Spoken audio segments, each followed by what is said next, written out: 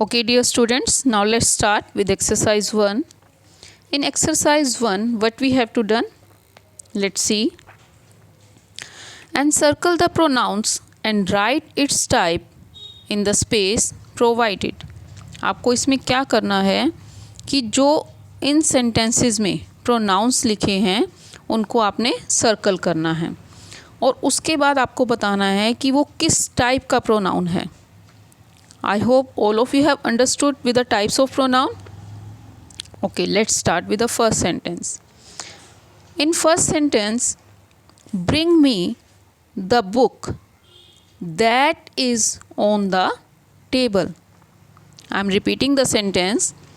Bring me the book that is on the table. अब देखो इसमें प्रोनाउन क्या है? मी एक प्रोनाउन है, दैट भी प्रोनाउन है और दैट के बाद हेल्पिंग वर्ब भी है. तो मी हमारा क्या हो जाएगा? पर्सनल प्रोनाउन और दैट क्या हो जाएगा? Demonstrative pronoun. फाइन. आपको मैंने बताया था कि डेमोन्स्ट्रेटिव वो तभी होगा जब उसके बाद हेल्पिंग वर्ब होगी. तो दैट डेमोन्स्ट्रेटिव होगा और मी पर्सनल होगा. Second, the boy who fell off is my brother. The boy who, अब यहाँ पर प्रोनाउन क्या है?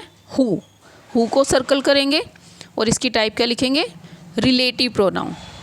ये रिलेटिव प्रोनाउन है, रिलेट कर रहा है दो सेंटेंसेस को कि द बॉय वो लड़का, who fell off is my brother.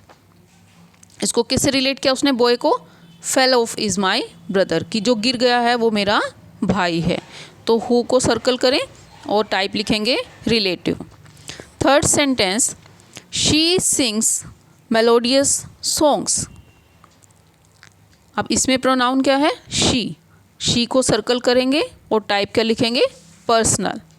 She personal. Fourth, we must do our work ourselves. अब यहाँ पर प्रोनाउन क्या है? देखो प्रोनाउन तो वी भी है बट इसमें क्या है? Ourselves.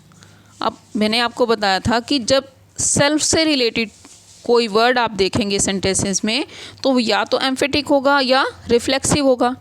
अब ये एम्फेटिक नहीं हो सकता. क्यों? क्योंकि सब्जेक्ट के बाद नहीं है, तो इसीलिए इसकी टाइप क्या होगी? रिफ्लेक्सिव. तो ये कौन सा प्रोनाउन हो जाएगा? Reflexive pronoun. और सर्कल किसको करेंगे? Ourselves. Fifth, they gave themselves a great trouble. they gave, अब देखो प्रोनाउन तो दे भी है बट themselves आ रहा है इसमें. अब क्या ये एम्फेटिक होगा? नो, एम्फेटिक नहीं होगा क्योंकि सब्जेक्ट के बाद वर्ब आ गई है. अगर यहाँ वर्ब नहीं होती, दे themselves होता तो हम इसको एम्फेटिक बोलते, बट वर्ब आने के कारण हम इसको क्या बोलेंगे? Reflexive pronoun. और अंडर सर्कल किससे करेंगे आप? देम सेल्स को. Six sentence, I could not do this work myself. I भी प्रोनाउन है बट माई सेल्फ है यहाँ पर. अब माई सेल्फ कहाँ है? In last. तो ये कौन सा प्रोनाउन हो जाएगा? Reflexive pronoun. Fine. Seven sentence, this is my favourite shirt. अब इसमें प्रोनाउन क्या है? दिस. अब दिस के बाद देखो हेल्पिंग वर्ब भी है, वर्ब भी आ गई ना, इज. तो ये क्या हो जाएगा हमारा? Demonstrative pronoun. I am repeating all the answers. First is personal pronoun and that is demonstrative pronoun. In second, circle who, right relative pronoun. Third, circle she, personal pronoun.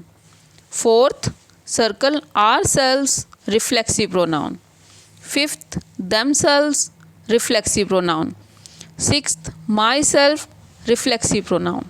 Seventh, this, demonstrative pronoun. Next, eighth sentence, these books are mine. अब देखो यहाँ these भी आप कह सकते हो pronoun है but pronoun नहीं है. क्यों? इसके बाद हमें एक नाउन दे दिया, बुक्स दे दिया, तो यहाँ पर एडजेक्टिव हो जाता है. अब यहाँ पर प्रोनाउन क्या होगा हमारा? माइन. और मैंने आपको बताया था कि माइन कौन से नाउन्स होते हैं? possessive pronouns. Fine. 9th sentence देखो. Who brought these apples? Question mark. देखो who आते ही हमने कहा कि इंट्रोगेटिव है, लेकिन इसमें भी हमें ध्यान रखना है कि इसके बाद वर्ब का होना ज़रूरी है. अगर वर्ब नहीं हुई तो ये आप इंट्रोगेटिव नहीं कह सकते हैं, बेशक यहाँ पर क्वेश्चन मार्क हो. लेकिन अगर हु के बाद या वट के बाद वर्ब नहीं है तो आप यहाँ पर इंट्रोगेटिव नहीं राइट कर सकते. अब हु ब्रोट वर्ब आ गई तो आप यहाँ क्या लिखेंगे? इंट्रोगेटिव. अब दीज एप्पल्स, तो यहाँ पर क्या हो जाएगा? दीज क्या हो जाएगा?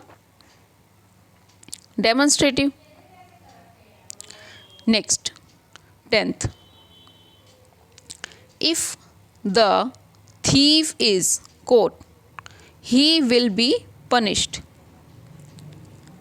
If the thief is caught, he will be punished. Pronoun क्या है? ही को सर्कल करोगे और प्रोनाउन कौन सी होगी? Personal pronoun. Next sentence.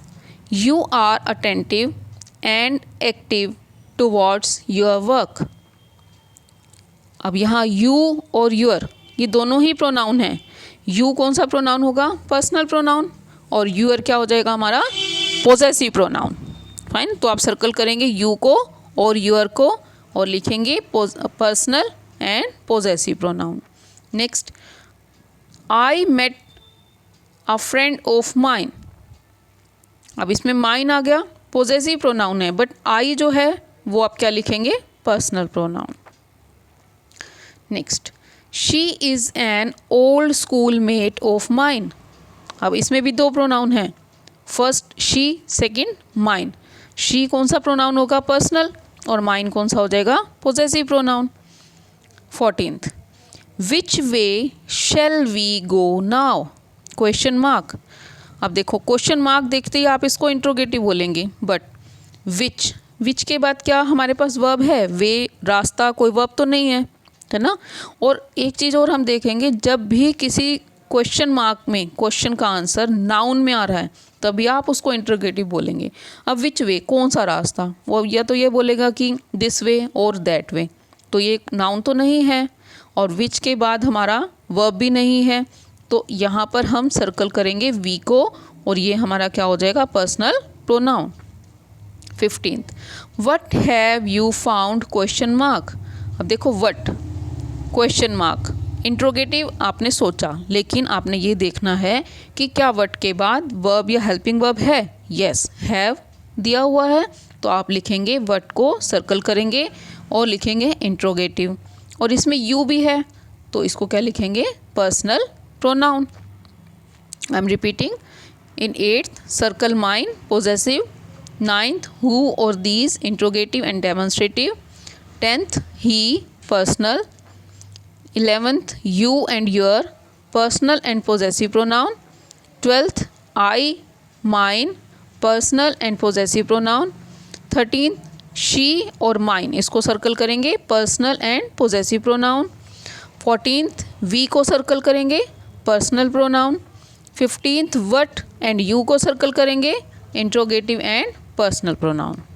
Okay, I hope all of you have understood, dear students. So exercise 1 is completed here. If you have any query, then write in the comment box. Thank you.